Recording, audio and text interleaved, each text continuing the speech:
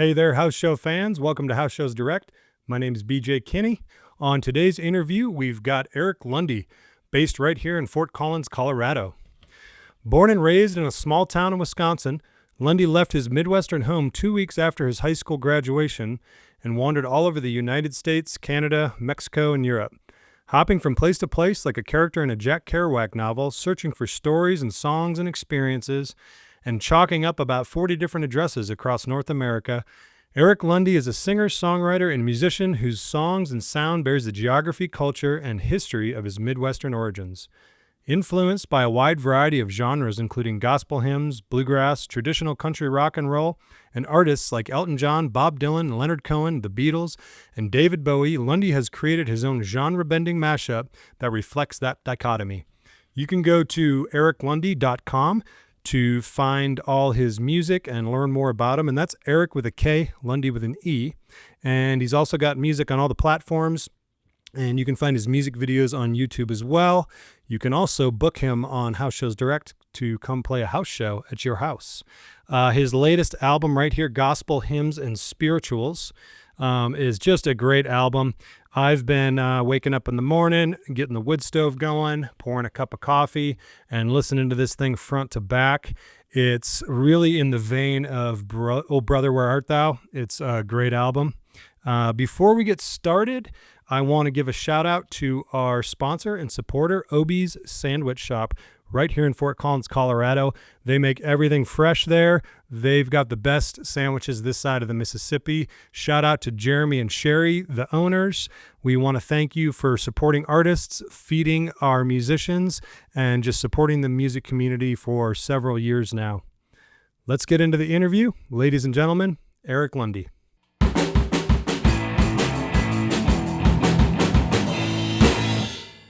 First of all, thanks for doing this. Yeah, Thanks cheers. For being here. Cheers, dude. Cheers, Minnesota.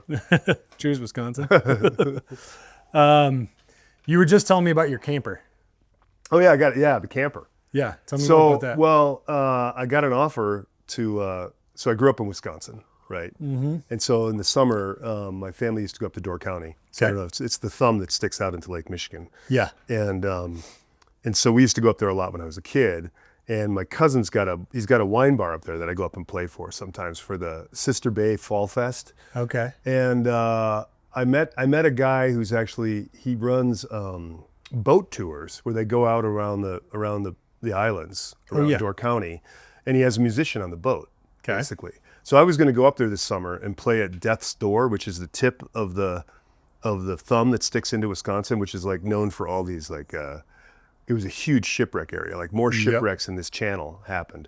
So he had hired me to come up there, and I was going to work on the boat and just play music on the boat, right? Yeah. So I bought an old 1985 20-foot Chevy Tioga Arrow, which, old Chevy 350. Yeah. And it's in great shape. It had been like garaged its whole life. So that was going to be my summer house. Cool. And but they were afraid they weren't getting enough bookings for this new tour, and I was just going through a divorce, so I decided to stay home, be close to my kid. Yeah. And set up here. So I got the RV, but I didn't take the gig. Oh, okay. So the RV's ready to roll. Sweet. Is it here in Fort Collins? It's here in Fort Collins. I was actually gonna bring it over today to show it. Oh, that'd have been great. I'll bring it over though. I want to show it to you. Well, we would have ended up just like starting to hook up solar and trick it out with LEDs and stuff, which I'd love to help you do. Yeah, I know. I want to talk to you about that. Yeah. So, but yeah, so I'm getting ready to start to put together kind of a house concert tour. Cool. So awesome. Out of that thing, that'd be amazing. I know, because I guess having a place to sleep for yourself is a big deal. Yeah. Absolutely. Jeff Finland, right? The singer-songwriter. Yep. Pretty famous. He's a legend kind of around here. Yeah. But to Jeff, he said, to Jeff, he has this saying. He's like, hey, you want to go on a tour? And he's like, where are we sleeping? That's his number one thing. Yeah. Because he's not going to couch surf and stuff like that. So figured that might solve that issue. Yeah. But anyways, yeah. Cool. What year is it? Did you say? 1985. Yeah. 45,000 miles. Yeah. I love old campers. Yeah. Yeah. My when I left Minneapolis in 2010, my wife's from England. Yeah. And we had our two oldest boys that are 16 and 19 now. when they were little. We went through, bankruptcy and the whole housing crash crisis up there, and we bought it was like a 91 Leprechaun, I forget what it was, but like a 28-foot, camper. And we just fixed that thing up, and we went gypsy style and just lived on the road for a year. Cool. It was amazing. And we just went and stayed on farms, and we're like, we'll eventually land, broke in Fort Collins. Yeah. And just this was your goal, though. Yep. You knew you were coming here. Yep. Okay. So that was, 15 years ago. Wow. And Fort Collins has been great to us. But I loved, I love the gypsy life, but it definitely, finding places to stay, finding places to boondock and park, and you know what I mean? Sometimes it was a church parking lot or back of a grocery store or a farm or a national park. I like the adventure of it. Well, I lived out of a Volkswagen. I had like a late 80s, the last good year of the Volkswagen Westphalia. Yeah. When I met my wife like 20 years ago. And so I spent a year where I was living in Portland, and I just decided, you know what, I'm just going to live out of this thing for a while. So I would just take my laptop and live out of the Westphalia and work remotely. The nice thing about that is you can park anywhere. So this is a 20-footer, so I can park anywhere. That's a perfect size. Yeah. That's what I love about it. Yeah. So cool. Yeah. Well, so you're based in Fort Collins. Yeah. From Wisconsin. Yeah, I grew up in Wisconsin. Cool. Yeah. And you recently released this, right? This gospel hymns and spirituals. Yeah. That's my good friend West Virginia on the front. We made that in an old rustic cabin. AJ Fullerton. Yep, I know AJ. Yep, he actually just played in the barn here a few months ago. That guy can play the guitar. Yeah, played with Grant Sabin. Yeah. Oh yeah. I wish I'd seen that show. Yeah. Yeah. So AJ actually helped produce that one, and he has a cabin. His family's got an old 1800s cabin up. It's one of the oldest places up in above Evergreen in Conifer. Cool. Oh, okay. Yeah. And so I just decided we wanted to have. I'm like, I was sick of having the rock band, and I'm like, no guitars, no drums. Yeah. And I was like, let's make it as close to a live recording as possible. So we just got in the old cabin. You can see that photo on the back side. We're just sitting in a circle. Yeah. In one room, and there's the band. Cool. Yeah, so there's AJ. He's got his Fullerton banjo. That was made here. Yeah, so he played banjo. So AJ played banjo on that. He played guitar, and so we recorded it all live in that. We wanted that one room kind of old Carter family feeling. Yeah. Oh, Joe Asker. Joe Asker on bass. Joe Asker's fantastic. I see that guy everywhere. I know. He's a hell of a bass player. Oh man, this looks like it was so fun to make. Look at that. It was a blast. We made that in like a 36-hour period. We got up. We recorded, we got up there afternoon, set up, recorded one night, and then the next morning we got up and recorded, and we were done. Cool. So we wanted to get it as live as possible. And then Virginia did a couple of overdubs at her studio just to get some backing vocals, that we had some control over that. But I wanted that live, raw, rustic feel to it. Yeah. Yeah. So why the gospel? Well, I grew up, so my parents were, I was born back in the 20th century, the olden days? Back in the olden days.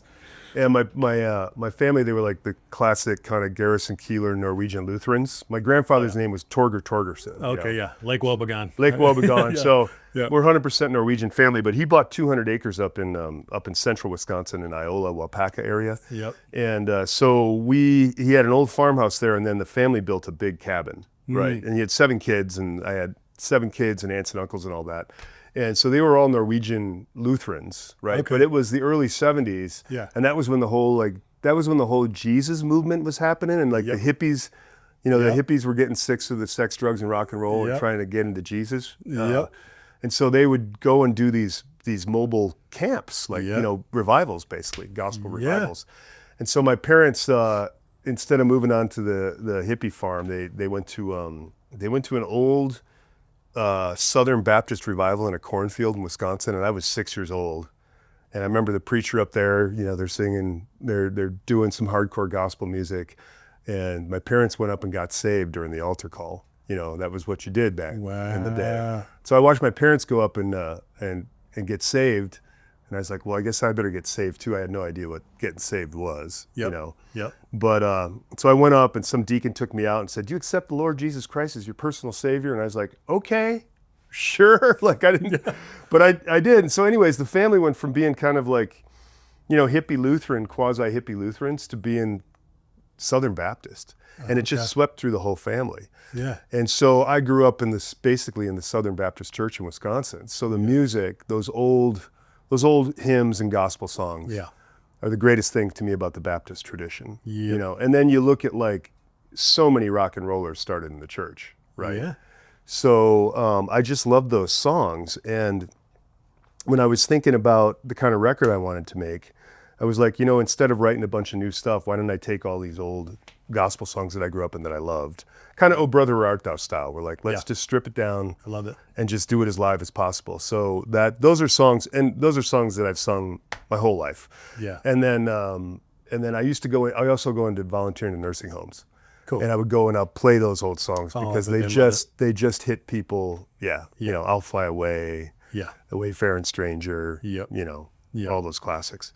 So that's where the gospel thing came from. Cool. So that's definitely part of my roots. Yeah. The album's great. Thanks, man. I listened to it all day yesterday. Yeah. Really? I love it. Cool. Yeah. Cool. Absolutely. Yeah. Well done. And then you're thinking about doing a solo album too? The next project is I want to work without a band because basically to be able to make money and to be able to, solo shows are the ones where I've kind of done the best financially. And it becomes a whole different thing. So it's what I want to do is create a record that's more just me and the guitar and the harmonica, stripped down and really focused on the lyric and the and just the performance. So make you sound like you do. Yeah. Yeah. Exactly. Yeah. No frills. So it's like that's a record I can take out into the world that people are like, oh, that sounds like the show that I just saw. Yeah. Yeah. Absolutely. Yeah. Cool. And you're going into that full time now. I'm gonna try. I'm gonna try. As as anybody who does this, it's Fort Collins isn't a cheap place living here. Nope. So you gotta make, if you got a family, and I've got a 17-year-old son still, so you gotta make about $5,000 a month just to be able to live here. Exactly. And it's not easy, as for the kind of folk singer songwriter folks to make that kind of a living. But house concerts are one way to do it. To piece it together. Yep. So I'm just almost done with the divorce, and we've got the financial settlement all figured out. Yeah. So for the first time in my life, I have no debt. Good for you. And I have a little bit of money, and I want to take a breather, step back, and make a solo record, and then take that out into the world. So that's kind of a lot of life changes. Huge life changes. Yeah. A lot of material too to write about. And I've been writing.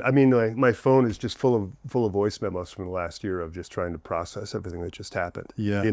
And some of the best music comes from pain and struggle and growing and learning and it does, because it's like it's real. It's and for most, and I think it's the same for most singer-songwriters. I mean, it's therapy, right? And you're like, I've got to process this emotion, and I'll pick up the guitar, and all of a sudden something will just spit out. And then it's like, okay, I've got a piece of raw song. Now I've got to go back and refine it and see if there's something there that I like. So, but it's been good for that. I've got more than dozens of material from this last year that I want to put together. Oh, good, man. Yeah. That's where it all comes from, right? It's like, that's why I've always been a terrible songwriter. Yeah. Because it's you don't suffer enough? I'm so in my head. Oh, yeah. So I try to think, like, what should I write a song about? What, you know what I mean? Yeah. What's the topic? And then how can I make it all fit into the structure? And right. And you're overthinking it, you think? Yeah. Absolutely. And I've got maybe one or two little campfire songs that people are like, oh, that's good. You should do something with that. Yeah. But no, I mean, I'm 44, and I'm like, I think maybe by the time I'm 50, I might have one or two decent songs that come out through life experience, right? And learning to just like chill out and not care what people think, and that's the best, just kind of be as authentic as I can, which is what I'm even doing this, I'm working on it, what I mean? This is my first interview I'm doing in here, so it's an experiment, and I'm like, you're killing it, man. Yeah, thank you. Thank you. But I'm like, even putting this stuff together, I'm like, how are you supposed to do it? Right. What's it supposed to look and sound like and feel like? I don't want to bore people to death, but at the end of the day, I believe that if I do what I love and I follow that, and don't go broke doing it, then I'm gonna at the end of my life, I'm going to feel like I didn't make any big mistakes other than just making stupid mistakes. You know what I mean? Which you got to kind of be okay with making.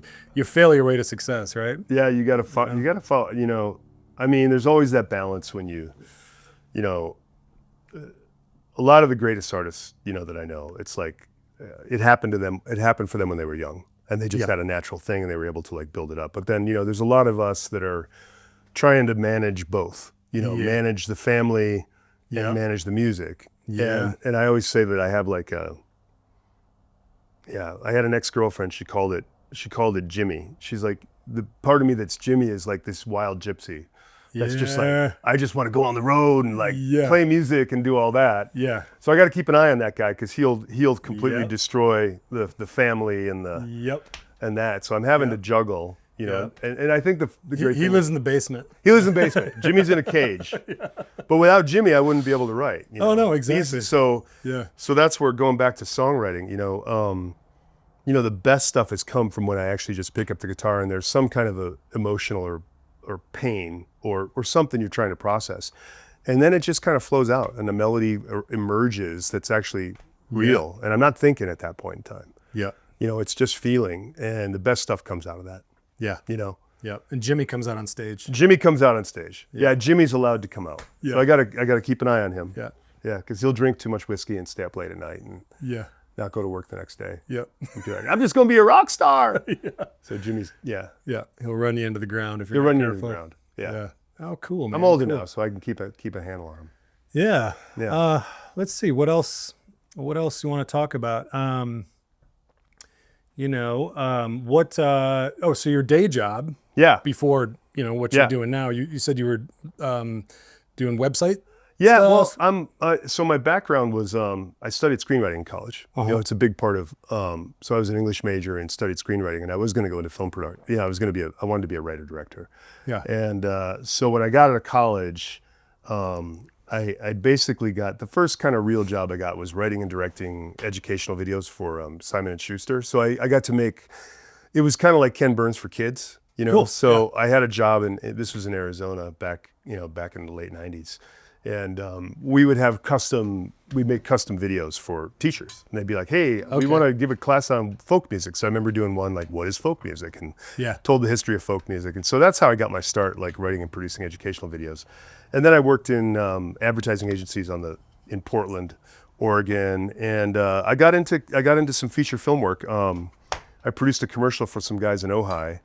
And they had been nominated for Academy Award for HBO special. They were focused on the civil rights movement. So they did a thing on Rosa Parks, and then they liked what I did on the commercial so much, so they hired me to be their production manager and assistant director on Mighty Times, the Children's March, which won the 2005 Academy Award for short documentary. Oh, cool. So I was a key kind of player on that. Well, you probably got to learn a lot. I learned a lot. So we actually recreated in Ojai, California, we recreated all these different scenes from the civil rights movement where the kids were being hosed with, you know, so we had like police dogs and fire hoses, and I got to direct all the crowd scenes and stuff like that. Oh, cool. Shooting that in black and white with a bunch of different, we had like 8 different Super 8 cameras and trees and capturing from all over the places. So. And those themes kind of end up in your music too. They do, yeah. I was definitely, because I was a child. I was born in the late '60s, and then I was a child of the '70s, really. So the civil rights movement was one of the formative things of my life on TV and in my family. You know, they were big fans of Martin Luther King. You know? So I've got a huge respect for black music in general. You know, it's like I just loved. My mom loved. She said back in the 50s, there was the famous radio stations, you know, there was big AM stations that could broadcast for, over 1,000 miles. Yeah. So there was a famous rock and roll station that came up from, I think, Memphis. And so she would listen to Little Richard and, you know, she'd get all that good, the real black music. So she has a heart for that. And so basically it's like, you know, I say it's like hillbillies and slaves that have made our best, you know, our best music, right? Yeah. And so she also loved hillbilly, real raw, you know, Stanley Brothers and stuff like that. Yeah. Well, a lot of people don't know that Chuck Berry is actually the king of rock and roll. That's no, I do. Oh yeah. Some people know. Most John Lennon. You know what he said? What? He said, Well, if you wanted to call rock and roll by another name, you could just call it Chuck Berry. Yeah. You know. Exactly. So Exactly. Yeah, I mean, I grew up on punk rock and hip hop, but like, oh, you did? just hip hop. I loved it. You know, like Yeah. growing up in Minneapolis, and my dad actually moved to South Minneapolis. He actually lived in some apartments. I think he managed the apartments or something, but right behind Cup Foods, Oh, okay. where George Floyd got killed. Oh, wow. So it was, you know, I remember hanging out in that neighborhood, Yeah. and then being exposed to a lot of the music that was the hip hop, underground hip hop and stuff. Wow. You know, that was happening in South Minneapolis. So that was wild for me to see all that stuff pop off. Yeah. You know what I mean? And being like, I know those stores, I know that neighborhood. Wow, that's crazy. The cops were jerks. Yeah. Yeah. And you knew that Yeah. there was, Yeah. yeah. I mean, you know, growing up in the Midwest, Wisconsin and Minnesota, there's I don't know if I wouldn't call it subtle racism, but in the small towns, there's definitely like a really deeply embedded kind of like Yeah. yeah. Yeah. It's a very segregated area. Mm-hmm. Milwaukee's, you know, they say Milwaukee's actually one of the worst, most segregated cities still in America. Yeah, I wish they would just start dumping tax money and stuff into these inner city neighborhoods. Yeah. And having more programs and better schools, and you know what I mean? Just like put our money into there. Yeah. You know what I mean? Like, Yeah. that bothers me. Yeah, You know? I know. Well, we get the billionaire classes running the world right now. So Exactly. Yeah. Well, all right. What else? What else here on a lighter note? What's it like having amazing hair? it's a lot of trouble. It's a lot of upkeep. Yeah. Virginia, sweet Virginia is my hairdresser. Is she? So she's my hairdresser, so she keeps me. Oh, cool. Yeah. Awesome. I figured I'd just let it grow because cutting it all the time was a pain in the butt. So, Yeah. you know. Yeah. Yeah. Yeah. I've never had cool hair. I've tried.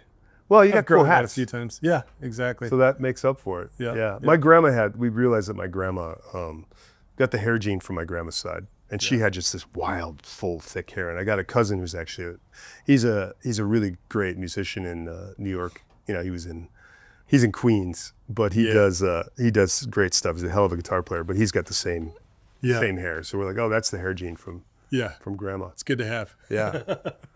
But, well, you know, what's interesting to talk about? I mean, I think the roots, you know, you spent time in Wisconsin, and this cabin kind of reminds me of like some of the old Wisconsin things. But I feel like, because I was born in 1966, and so I had some astrologer tell me once that the spirit of the 60s was really strong in me, right? Age of Aquarius and all that stuff. Yeah. So you might appreciate this. My Uncle Gary was an artist, and he worked at, he was also a professor at Stevens Point. Okay. So he moved on when my grandparents family built this big cabin in Iola, Wisconsin. My grandpa had we had this 3-story log cabin that all the kids had helped make. And then my Uncle Gary lived on the farm next door. And that was when there were a bunch of ginseng farms up there, and there was the Back to Earth movement in the 70s, and the hippies had all moved in there, and they were, you know, swapping wives and trying all that early 70s stuff out. Yep. But I just grew up with, you know, my parents and everybody hanging around the campfire in Wisconsin singing these old folk songs. So Pete Seeger and Dylan and Joan Baez and, you know, all that stuff. That was kind of the formative years when you're a kid of music, you know? Yep. And so I think those were the musical influences that really kind of stuck with me, you know? Sort of this rustic rock and roll from that. Yep. And folk music from that era. Yep. Pete Seeger. Seeger. This machine surrounds hate and forces it to surrender. Yeah. We had that painted up in the old banjo shop location at Clover Lake. My wife painted that. There was a big beam, and that's what she had that painted across. Oh, really? That beam up there, and I'm gonna put that in here somewhere. Yeah, he was a legend, and so he was a big. You know, I grew up singing all those songs. Oh yeah. Yep. So involved in the civil rights and everything. Yeah. Oh, yeah. exactly. So that, I think that spirit's still really in me. And then, I was driving over here. You might find this interesting. So Door County, you know, the thumb of Wisconsin. But there's a lot of shipbuilding and stuff, you know, and on the Great Lakes, because it goes up to the St. Lawrence Seaway, there's a lot of ship traffic coming in from the Atlantic. So it was the 50th anniversary of the wreck of the Edmund Fitzgerald. I saw that. Right? Yep. So my dad was obsessed with the Edmund Fitzgerald, and I grew up as a kid in Wisconsin when it just crashed. I remember seeing it on the TV. It was all this big news, and then Gordon Lightfoot came out with Record of Edmund Fitzgerald, and that was the first vinyl that I bought my father for his birthday, because his birthday was right around the time that album came out. Oh, cool. And so he just sang the Record of Edmund Fitzgerald constantly. I get goosebumps just thinking about it. Yeah, that song is amazing. But I feel like, honestly, that I listened to so much Gordon Lightfoot when I was a kid, and that particular song just has this folk guitar, but then the electric guitar and that kind of folk rock band. I feel like in this record, this My Water from the Stone record, which came out 2022, that was basically the same kind of setup, the band, right? So, and so people had actually compared it. They're like, God, it kind of reminds me of Lightfoot. I never would have thought that, but I feel like actually that sound from that record is kind of a big influence on me. Do you have this on vinyl? No, I got to get that one on vinyl. Yeah. So that record actually won the album of the year for the Colorado Playlist. It was the fan favorite. Oh, nice. So it did really well. Yeah, when it came out, it got tons of radio play in Colorado, and I never put it on vinyl, but I want to put it on vinyl. Yeah, that'd be a good one to have on vinyl. Yes, but it's got more of that sound, folk rock. Yeah. Of that era. We used to, growing up in Minneapolis, we'd always go up to Duluth and then go up along the North Shore and hang out in Two Harbors and Castle Haven. Yeah. It was Castle Danger, a little town there, and we'd always get a little cabin up there, and we'd do Split Rock Lighthouse, and then on our way we'd stop, and it was. I'm trying to think if that was actually near. I don't remember where the Edmund Fitzgerald actually wrecked. If it was near there. It was near Whitefish Bay. Because they said there's that line where he's like, they almost made it to Whitefish Bay, but they left 15 more miles behind her. Yeah. So it was somewhere out 15 miles out of Whitefish Bay. But there was it was like a little memorial that we would always stop at. Oh. And then you'd push this button, and it was like a little recording, and it would be this old kind of raspy voice that would talk and tell you the story of the Edmund Fitzgerald, and that's just like burned into my memory as a kid. Well, Duluth is where they'd pick up the iron ore. Yep. So that whole that Great Lakes region, I love it up there. We talked about. Yeah, I love the North Shore. I do too. Yeah, I drove one fall after my mom died. I went up and I'm like, I just want to revisit the old kind of places in Wisconsin. Yeah. So it was a beautiful late September, and I went to Duluth, and then I drove the South Shore, which is the Wisconsin shoreline. Yep. And I would just drive down to Lake Superior and go through the woods, and there'd be some dirt road, and met some guy that had a cabin there. He was a Minneapolis guy, but that was his getaway. Yep. Just sitting looking out at Lake Superior and. Yep. Yeah, I love it. I mean, I gotta see more of the South Shore and kind of get up along there. You go up to the Apostle Islands. Yeah. That's really a beautiful drive. It's one of my favorite places in the U.S., Yeah, I want to go see more of that. But most of my Lake Superior time was up along the North Shore. North Shore. Between Grand Marais and Duluth, basically, just exploring that whole area and, camping and stuff. I'd bring friends up there when I was like 18, 19, and we would just go hike up these rivers and just go find a cool camp spot. We had some cool cliff jumping spots and stuff. I cliff jumped once into the Temperance River. Oh, okay. Which is it's crazy. I think like 5 people die a year doing that. But oh yeah. But I was 18 and I jumped this like 80-foot cliff. Oh man, I did. I did the same thing. I did it once. You know what I mean? Yeah. But we would just get kind of crazy. Did you get your arms in before you hit the water? Yes. You did. It still hurt. Yeah, I did like the pin drop. Oh man. But I mean, it was a 4-second free fall, and I got out every curse word. That existed before I hit the water. But I would never do that again. I did the same thing in the Grand Canyon. I was hiking into do you know where Havasupai is? So Havasu Falls is a famous falls down. You've probably seen pictures of it, but it's the Havasupai, the native population there has been there forever, and they were like one of the last tribes to be discovered in the United States because they were like tucked into the Grand Canyon. Oh, cool. And they have all these amazing. There's a 300-foot waterfall called Mooney Waterfalls, so it's just red rocks. So you're in a canyon inside the Grand Canyon. Okay. And so we hiked down there. We did like the 17-mile backpack back when I would do stuff like that. Yeah. And we were hiking down to the Colorado River, and we found a spot. We were just jumping off cliffs and swimming and jumping off cliffs and swimming. We got to this spot, and I was like, I was kind of blazing with youth and bravery. Yeah. And it was about 80 feet. And I remember running. Without thinking, you could tell that there was no rocks below. I didn't realize how high it was until I was in the air. And it was just like, whoa. So I didn't get my arm in. Oh, no. And this arm hit the water bam, like went up, and I broke all the blood vessels. So this arm just turned purple and red. Yeah. Lucky I didn't break my arm. Yeah. So I was Or the only, drown. yeah, or drown. I was the only one that made that jump that day. Everybody's like, ain't doing that. Yeah. I was the same. My group of friends saw me do it, and they're like, nope, Yeah. not a chance. Well, hey man, I got an interview question for you. Are you tell me about like what you're doing with house. You know, you do a ton of cool house concerts here. We even shot a great video in this room.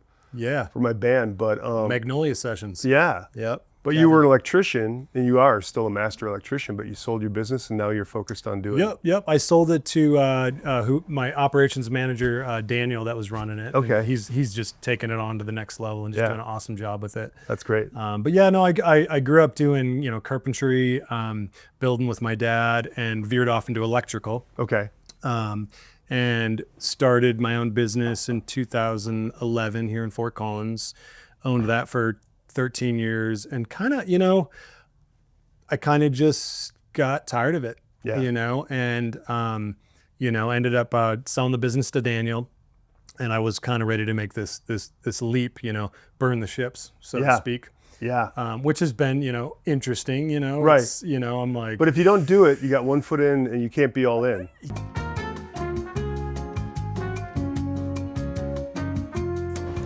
Hey folks, I'm here at Obie's Sandwich Shop here in Fort Collins, Colorado. It's a family sub shop owned by Jeremy here, taking orders. I just ordered my 8-inch Italian on white. I'm excited to eat this bad boy. Let's take you behind the scenes here. What's up, Jerry? All right, these boys are hard at it back here, making fresh sandwiches. They start off with fresh baked bread, and then they have a whole selection of meats and cheeses here that are all sliced fresh as you order. Best sandwiches this side of the Mississippi. Folks, don't support these corporate sandwich chain shops. Support Obie Sandwich Shop. Support local, support fresh. Sandwiches without boundaries. Hi, everybody. So all right. Part 2? Yep. Well, thanks for being back here My pleasure. for part 2. It's good to have you back. Yeah, my pleasure. We Sailed the world since the last time, Yeah, you did. but I wore the same outfit. Yeah, exactly. Like Charlie Parr. Always wears the same outfit. Does he? Yep, he does. He's hilarious, dude. He's so, man, I love that guy. Mm-hmm. I love that guy. Well, we had kind of left off. You had asked me about kind of my life transition right now. Yeah. I was telling you about selling the electrical business and moving on from that and just being done with it. And this passion for doing house shows. Yeah. Because I love artists. I mean, music has saved my life so many times. And there's like a soundtrack to my life and all the struggles and everything I've been through. So I've always tried to think of ways to give back to artists, as a music fan, Right. And a half-assed musician myself. And so, after hosting a lot of these house shows for the last 10 years here, and kind of developing that and that evolving, I've had a lot of people come to me that also want to host house shows, Right. and a lot of artists that reach out and they're like, hey, we want to fill in some of our tour or some of these house shows. Anybody cool throwing a house show. Right. And so I was sort of like organically doing that already, Yeah. through text and talking to people and boots on the ground. Yeah. And so, about almost 2 years ago, I kind of just started developing this idea of doing it with a website, where I could have a artist catalog, a host catalog. Right. Fans could sign up. They could find the house shows where the hosts are hosting, and then follow the artists and figure out where they're playing. Cool. And then, show up and support these artists at the house shows, and I'm building all kinds of stuff into the website, like an online store where they can sell merch, Right. An event platform, like a social media platform where people can interact off of Facebook and Instagram. Yeah. That's and great. So, that's been something I've been working on and developing. So I'm this close with the website. You know, by the What's time the- by the yeah, time what's this the- comes out, What's the name of the website? houseshowsdirect.com. Houseshowsdirect.com. Yeah. So by Cool. the time this comes out and I start releasing these, Yeah. you know, the website should be running really smooth, and I'll be promoting, you know, people signing up and getting on there. Yeah. And you know, at the end of the day, I want it to be something that serves the artists. Cool. You know what I mean? And I want artists' income to increase, their listenership, more listening spaces, That's great. just better experiences when they're on tour, places to stay, take Yeah. a shower, do laundry, Right. get a little respite. I mean, that's kind of the goal of the whole thing. Yeah. And that's organically already happening. And there are some other platforms that are doing it. There's one I think called like Side Door that seems pretty cool. So I don't see any of them as competitors. I see them as collaborators, because the more people that are doing this, the better off, you know, the art world is, the world of performance. Right. And because like we need that, you know what I mean? Totally. Like just to, you know, because you imagine a world without music and art. I thought about that. I had an idea once where I was like, you know, during the pandemic or whatever, just because of like the payouts on Spotify and how Facebook basically owns like my fans in this way. Yep. But imagine just removing music from the world for a week, just to let people know the value of music, because it's like the one art form that we take with us everywhere, right? Yeah. Painting is great, but it's in a space. Yep. You know, films are great, but you know, you've got to go to a theater. Music is something we take with us everywhere. Yep. You know, and it's in the car. It's like it's in our lives in a way that no other art form is. Yeah. Yeah. Yeah. It's like that soundtrack. You know, it's like, I remember, you know, we were talking about in the first segment there about, you know, Lake Superior. Right. And hanging out there. I remember jumping in my dad's van as a kid, driving up to the North Shore. Yeah. Listening to CCR, Tom Petty, Traveling Wilburys, Bob Dylan. Those songs, you know, are in my head with those memories. In the landscape. Yeah. Right? Yeah. And they're forever there. That's like the soundtrack to that time of my life. Yeah, man. I totally agree. Yeah. So I was going to ask you also just a little bit about your, you know, some of the common struggles as a musician. You know, what's that been like? You know, from recording to performing to putting yourself out there to touring. I mean, what are some of the struggles that come with that? Well, I think the first thing, you know, is it starts with the art. It starts with the song itself, you know, for me. Yes. And because I got a literature background and, you know, I studied poetry and creative writing in college, when I got out, I didn't pick up a guitar till I was 25, but I'd written a bunch of poetry and I'd been a singer in bands and stuff like that. But when I decided I actually wanted to write it, it was also the time when I figured out I had to have some kind of a career, and I wasn't ready to be a performing artist at that time. So I just spent a lot of time trying to write. And the way that I would do that was like I was working on film sets for a while. So I'd go work for a time and then I'd go into the backwoods somewhere, you know, and I would just work on songwriting.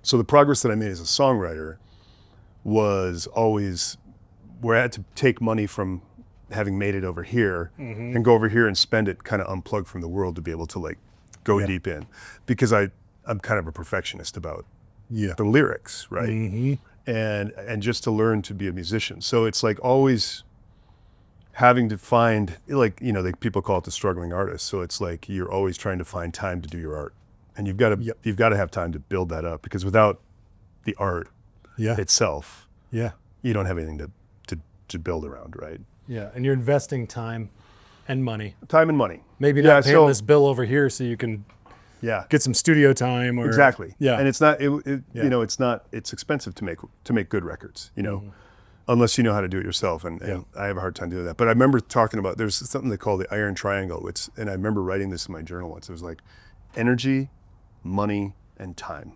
That's what rules our lives. Right. All right. So you gotta have enough energy to do the thing. Yeah. So, but if you don't have enough money, then you've got to figure out how to make that money, and it takes time to make that money. So it's like, and so that was always my struggle, particularly once I became a father. Because as you know, once I had a son when I was 40 years old, and that's when I was really going to go all in. We had just moved here. Yeah. I had a batch of songs, and I'm like, okay, I'm ready to do this thing. And then I had a kid, and I had a wife who no matter what, I have to support these two, right? So that's when I started a business doing digital marketing and all that stuff. I was the West's only luxury dude ranch marketing expert, Okay. But so for 3 years when my kid was little, I would play music when I could, but I really focused on trying to make enough money to live in this town. Yeah. Right. And so that this town is it's like a $60,000 a year town, it's kind of baseline. Yep. So it was really hard to find the time to be the writer that I need to be without extreme discipline. So the struggle for me has always been to find the time to develop as an artist. Yeah. Right. And then also be able to make a living. Yep. And the times I've made the most progress as an artist are when I've literally gone off to the backwoods with a chunk of money, blown that money, and worked on my guitar and worked on my performance and songwriting.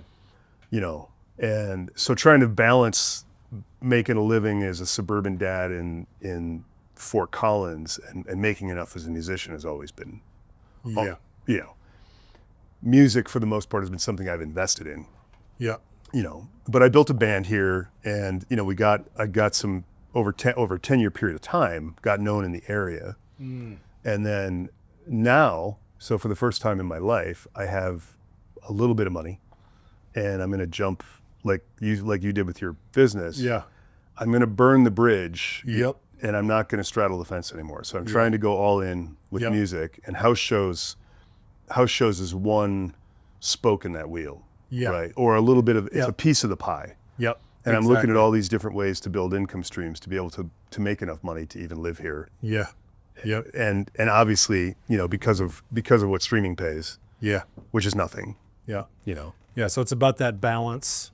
Yeah. Of what'd you call it? The iron triangle. The iron triangle: time, money, and energy. Yeah. Like a 3-legged table. If one leg isn't there, the table falls over. Yeah. Yeah. Okay. So you right now, BJ just he's been an electrician for years. He just sold his business, and now he's going all in to help artists like me get this thing together. And so I'm going to take 3 months right now in January, from January to March. Yep. Not going to do any of the old work I used to do, and just focus all in on music and figure out how I can make different income streams come. Yeah. And a lot of people think it's crazy. Yeah. With the goal of making at least 60 to 75 a year, just to be able to still be able to take care of my bills and stuff here. Yeah.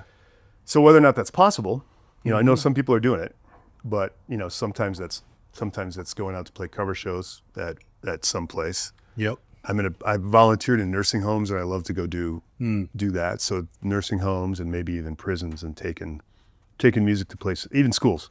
I think that's a great idea. Yeah. Yeah. And that's a big part of the service end of the community. Right.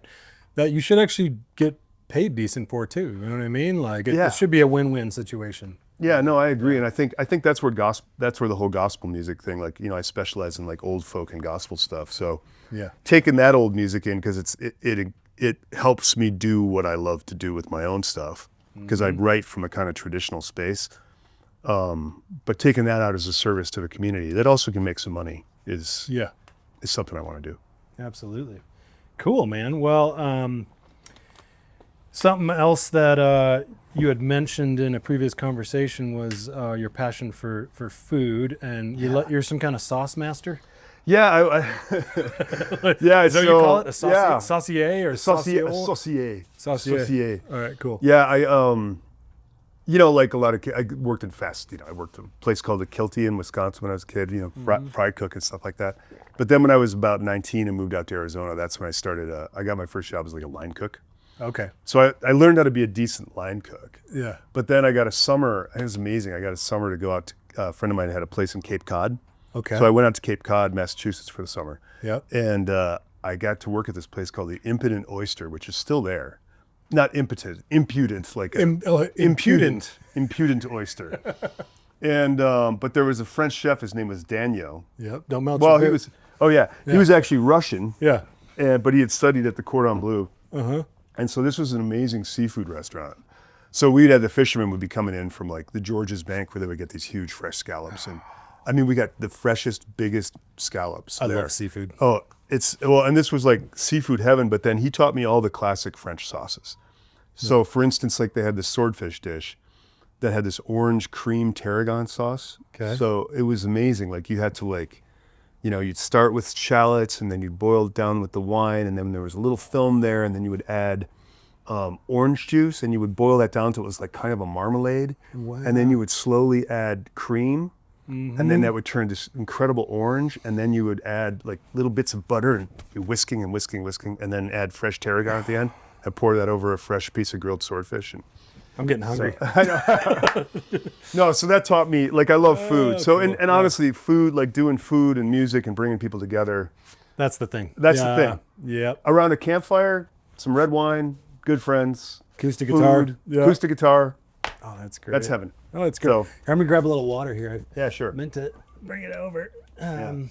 So, okay, cool. Yeah, because you have to have, you got to have some kind of hobbies that tie in with your music that are also artistic, but another Yeah. way to kind of express Creativity. creativity and a way to sort of enjoy all of that and commune with people. Yeah.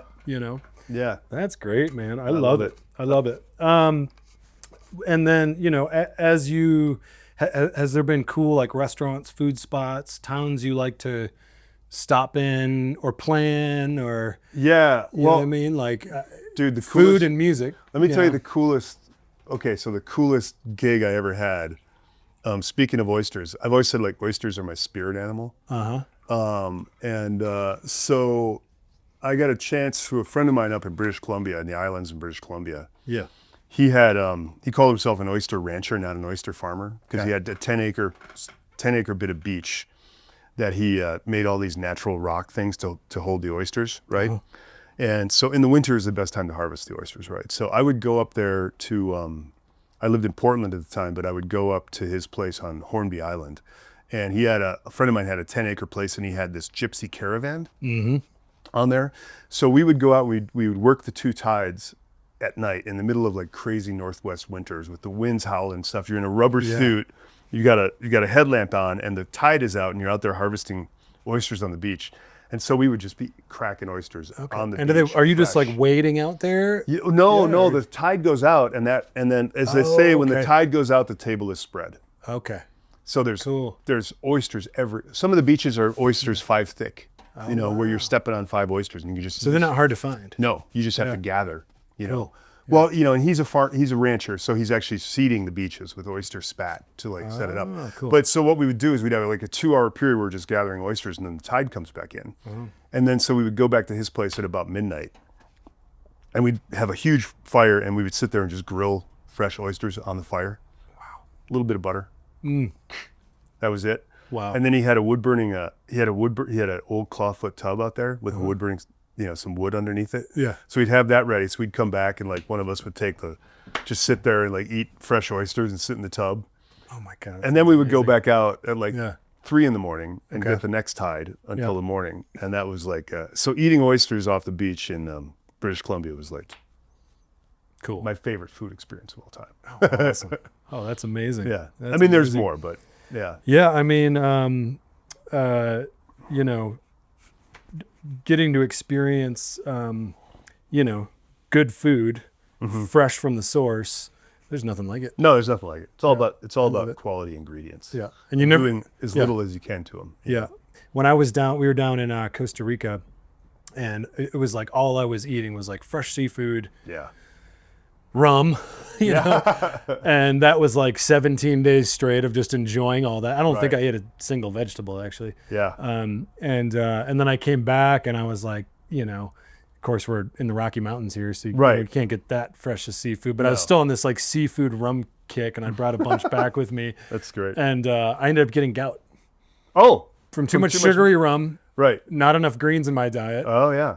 And it only lasted my foot for like a day or two, but I'm like, what is this? That's what my cousin calls meats and sweets. Yeah. Like that's the diet of like meat and sugar. The king's disease. Yep. Right, we're living like a king. Oh, cool, man. Did you get into any trouble or mischief as a kid or young man growing up? I mean, even as an adult, but Yeah, well, like we were talking about our dads, and we both had. My dad was kind of an outlaw. Yeah. Mine too. My mom was an angel, you know, and she was a pure Christian, and my dad was like the devil.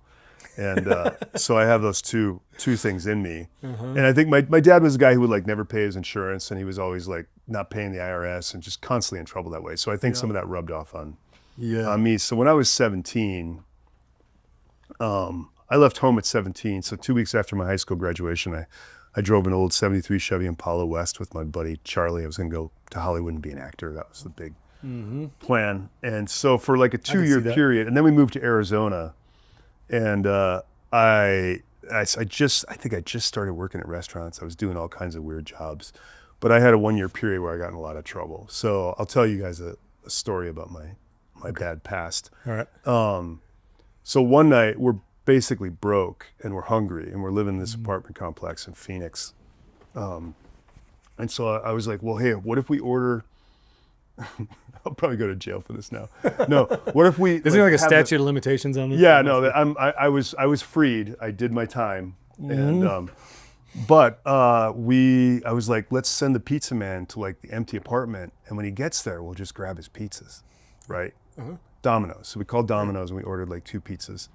Well, the guy that we're with was he was in the Air Force at the time. And so he was off, and he had us, he's like, well, we got to be in like disguise. So we put on Air Force flight suits, and we got like Air Force hats, and we were like hiding in the bushes as the Domino's guy came. We weren't going to hurt the Domino's guy. It was just grab the pizzas and run. A nonviolent crime. Nonviolent crime. Yeah. Pizza crime. You know, get some pizza. Obviously at 18, Jack move. I just turned 18, you know, so you're not really thinking clearly. At least I wasn't, because of my reprobate father. You were hungry. I was hungry. That seemed like a good way to do it. So this guy Ron, who was in the Air Force, he runs out at the pizza man and he form tackles the pizza man. Oh no! And I still remember the pizza man going, "God damn!" And like the pizzas go flying, and he's like, "Get the pizzas!" So me and Tony, my buddy, we run. I grab one of the pizzas, he grabs the other pizzas, and we just like dash off, you know. And we're like, we didn't really have a plan of where to meet, but we ran to another apartment complex, and we're there with our pizzas hiding. Yeah. And then we're like, I think the coast is clear, so we went back to our apartment, sat in there, and we ate the pizzas, and then all of a sudden the fear started coming in, like, we probably need like some kind of alibi in case we get caught. So we cooked up this alibi. We called a friend of ours, and she said, yeah, I'll say that you were at my house. And then we walked out to go to the hot tub at the apartment complex, and we look and we see the pizza man, and there's like 4 cops around and he's telling us like, yeah, these guys came, and we're watching this, and they obviously didn't know us. We're like in our robes and stuff. Yeah. And we're like, oh shit. So 5 a.m. comes, and we hear a rap on our door. Oh my God. And our guy from the Air Force is like, you got to tell them the truth. And we're like, which truth? Like the truth that we cooked up, or the truth? Yeah. So anyways, we just told the truth, and they took us down to the police station, and we wrote our, they had us write about what happened. So instead of calling lawyers, which you should, here's a tip for you kids. If you ever get in trouble with the police, always call a lawyer. Don't talk to the police. Yep. Just say, I got to talk to my lawyer. Yep. Do that. We didn't do that. We wrote exactly how we cooked up the crime. We wrote all the details of the crime in perfect writing. Yeah. And when we finally went to court, the judge said, well, since you've so perfectly incriminated yourselves, I'm going to have to charge you. So we were charged with aggravated robbery. All 3 of you? All 3 of us. Wow. But it was my first offense, at 18. Mm-hmm. So they put me in a probationary thing called Treatment Alternatives to Street Crime. Okay. So for 6 months, I had to drive down to like downtown Phoenix and go pee in a cup and talk to my probation officer. Yeah. But then that was expunged from my record. Wow. And, all right. Yeah. But I had other run-ins with the police during that period of time. And now you pay for pizza. I pay full price for pizza. Yeah, unless you get free pizza at a gig. Yeah, like Panhandler's Pizza. There's Panhandlers. Yeah, Panhandlers. Shout out to Luann. Yeah. Who's a big supporter in the music community. Oh, for sure. Well, thanks for sharing that one. Yeah. That's great. Yeah. There's more. You can check out my record online. Yeah. Just look it up, right? Yeah. Not hard to find. My criminal days are 30 some years in the past. Oh, cool. Yeah. Well, the last thing I wanted to ask you before we wrap up here is, I feel like you got a decent, fan community out there. What are some of the things the fans, the music community can do to support you in your endeavors now moving forward, really wanting to do this full time? I mean, what are some of the things we can do to help? Oh man. Well, that's great. To support you. I think I think there's a thing for a lot of artists is like, we play a lot of shows. I know I've got fans on, Spotify lets me know how many listeners I had. There's like 1,000 listeners last year. I have no idea who these people are. Yeah. Right. So I don't really know who my fans are. I know the fans locally that come to shows all the time, and I'm super grateful to that. But I was never good at getting a mailing list, which is key. Yep. And then also just engaging with them and being able to know like, hey, what do you want from me? Like, what could I do for you? So I'm trying to, what I want to do this year is, yes, I want to do more house concerts. So I'm glad to come over and build a house concert that, for you, for parties. I love doing those. Awesome. But also I'm gonna set up a Patreon, because a lot of artists are using Patreon as a way to, that way you can bring your fan community in and they can support you. Yeah. $5 a month or something like that. A little bit goes a long way from a right. Decent group of people. It's huge, but then it's really just about creating the community around people that are following me. Yep. And get it to have a direct interaction with them. Yeah. So the combination of getting emails, newsletter, Patreon together, that's something that I'm trying to do. And my website, you can go there. It's www.eriklunde.com. Yep. ERIKLUNDE. Yep. Buy that new gospel record. Yeah. I've been listening to it a ton. I love it. Yeah. And especially around the holidays, it's great music. It's good music for the holidays. It's good music for like Thanksgiving gatherings and stuff like that, right? Absolutely. Get a record player, buy the record. Yeah, the record is good. The record vinyl, players are awesome. It sounds so much better. Yep. It really does. Yep. And if the grid goes down, and you got a battery and a solar panel, you can hook up your record player and listen to it. You won't have music. You won't have Apple Music anymore. No. You can just listen to the Erik Lunde and Sweet Virginia gospel record. Yeah. Yeah. I got to get my first record on vinyl though. Yeah. That's actually something I want to do this year. Cool. But awesome. yeah, that's great. Okay. Cool, man. Yeah. Well, thanks for doing this. Yeah, my pleasure. Appreciate you taking the time, and we'll have you back on. All right. Well, good luck on the House Shows Direct. All right. BJ. Thanks so much for having me. Thank you, Erik. See everybody. All right. All right.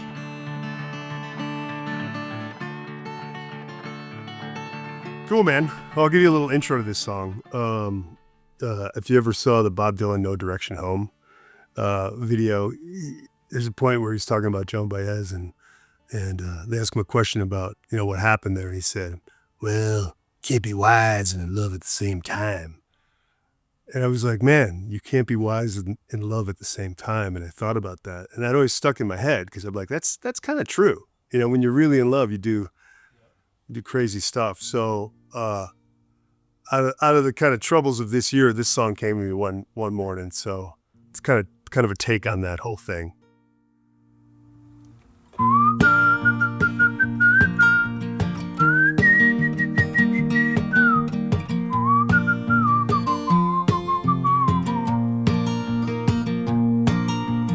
woke up this morning in an old blues song. Tell you the story, but it won't last long. About a girl and a boy who look like me and you. She came to him just like a dream, prettiest baby that he'd ever seen. She blew up his heart just like a big balloon. 'Cause love is wild, love is blind. It ain't love if you don't lose your mind and find yourself in someone else's bed. And ask yourself, what did I do to fall so deep in love with you? To find your heart, you know you gotta lose your head.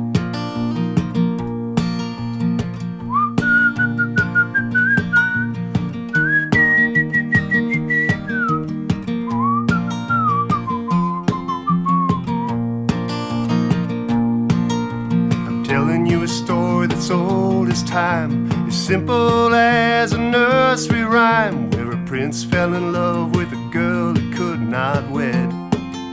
And there's a dragon and a wizard and a talking frog, an old wise owl and a big dead log, and everybody knows that the prince is gonna lose his head.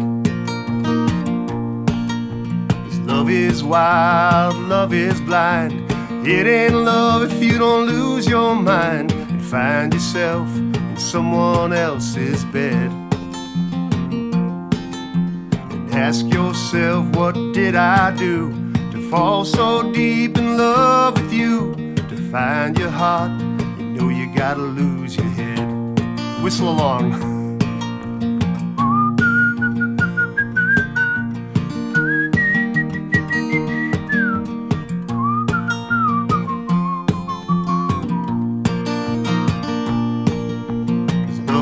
wild, love is blind.